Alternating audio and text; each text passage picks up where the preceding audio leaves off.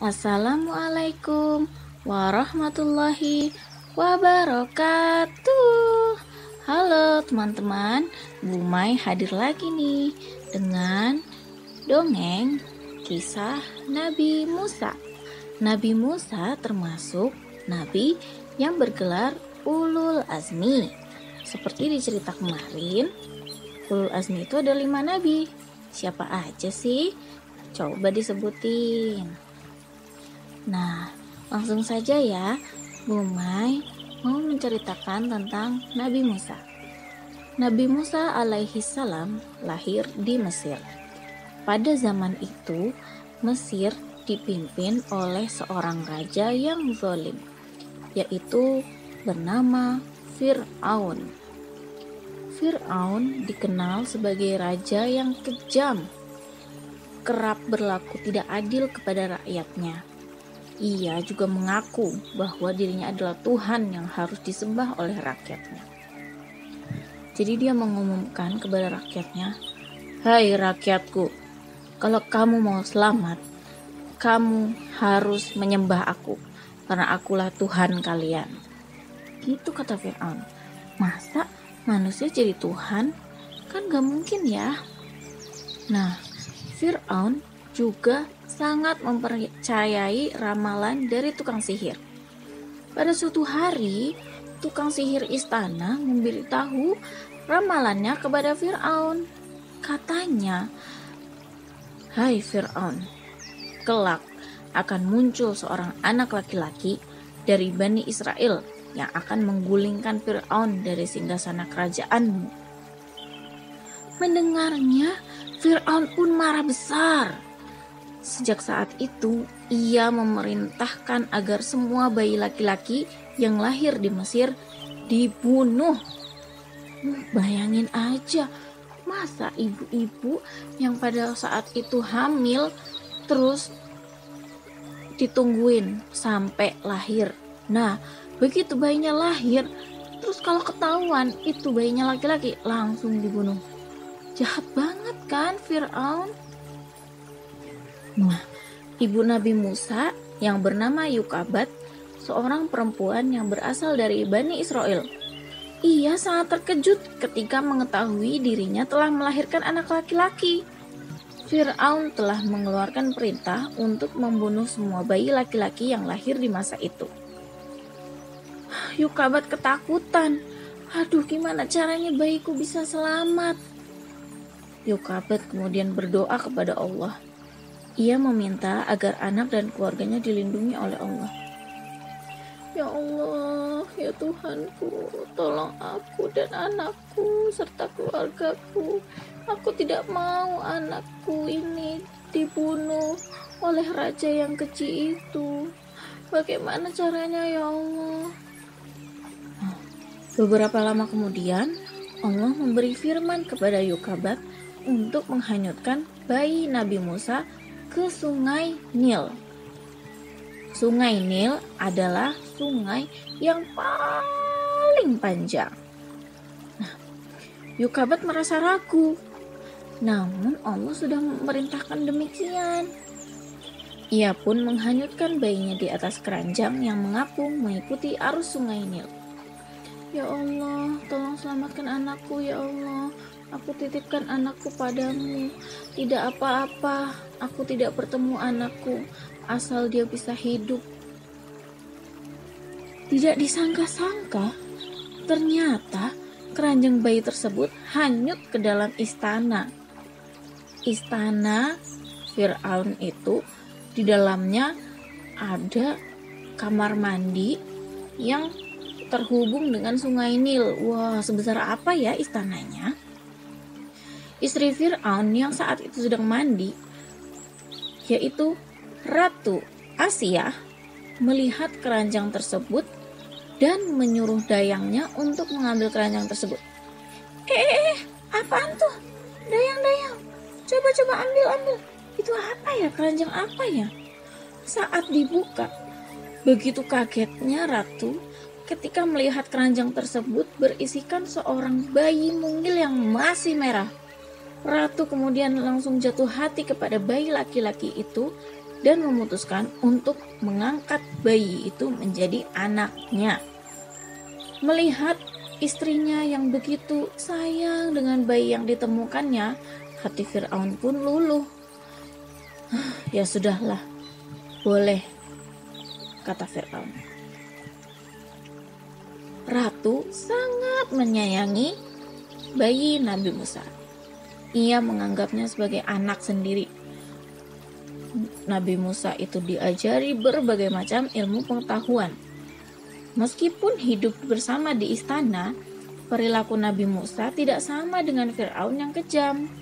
Allah Subhanahu wa Ta'ala menjaga Nabi Musa dan membuatnya memiliki sifat yang mulia.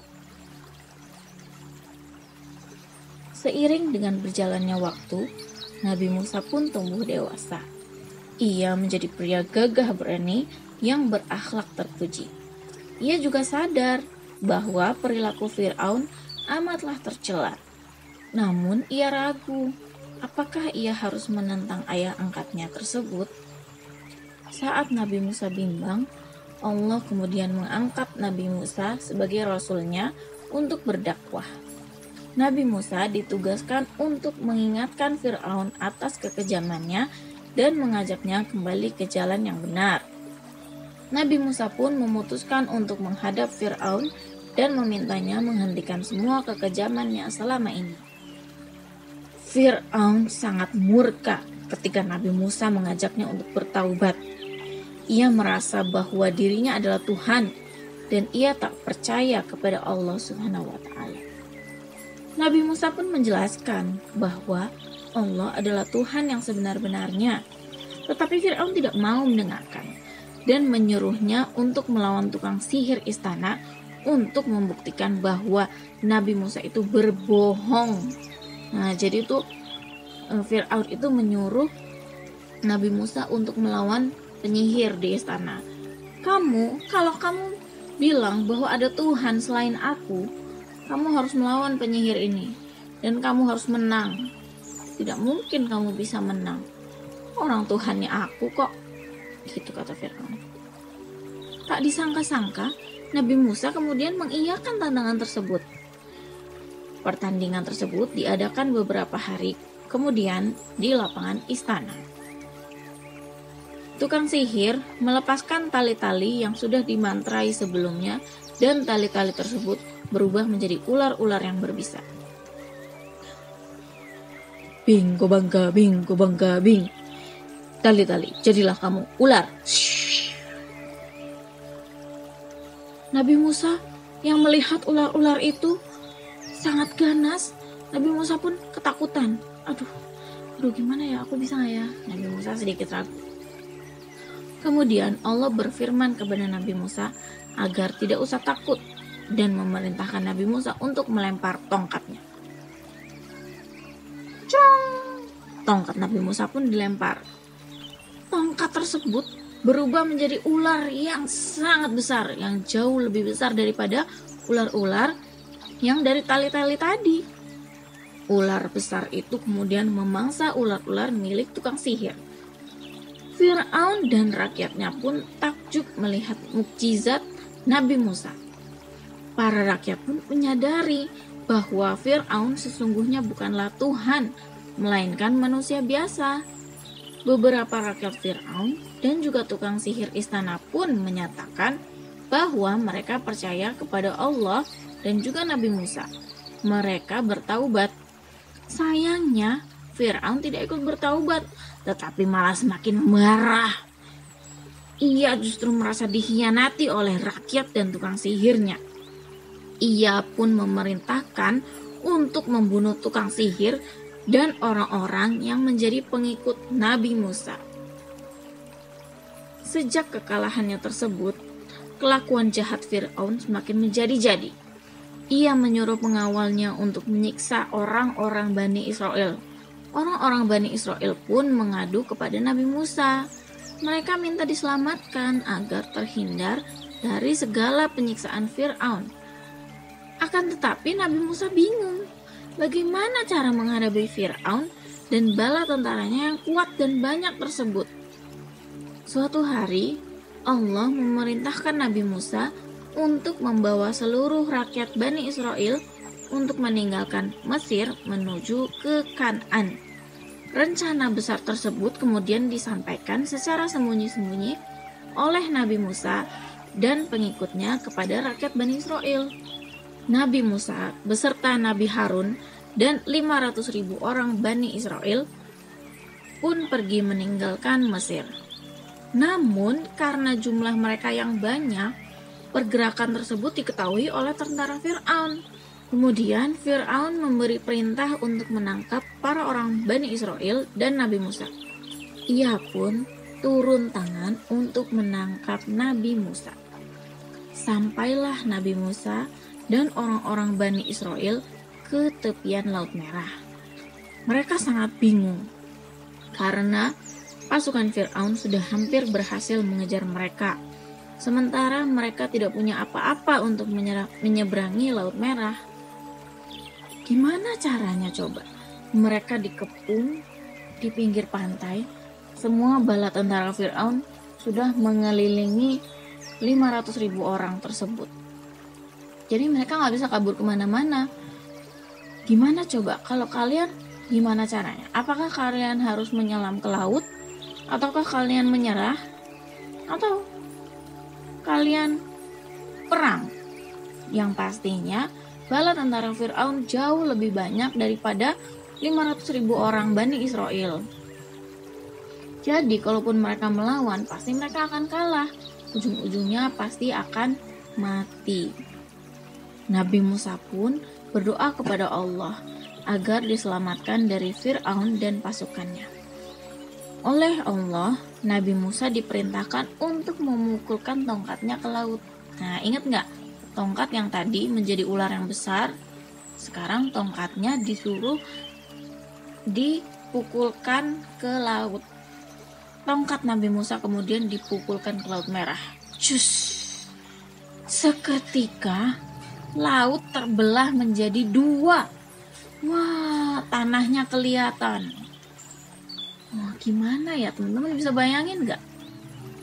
Nabi Musa dan pengikutnya pun dapat melewati jalan yang ada di antara belahan Laut Merah tersebut.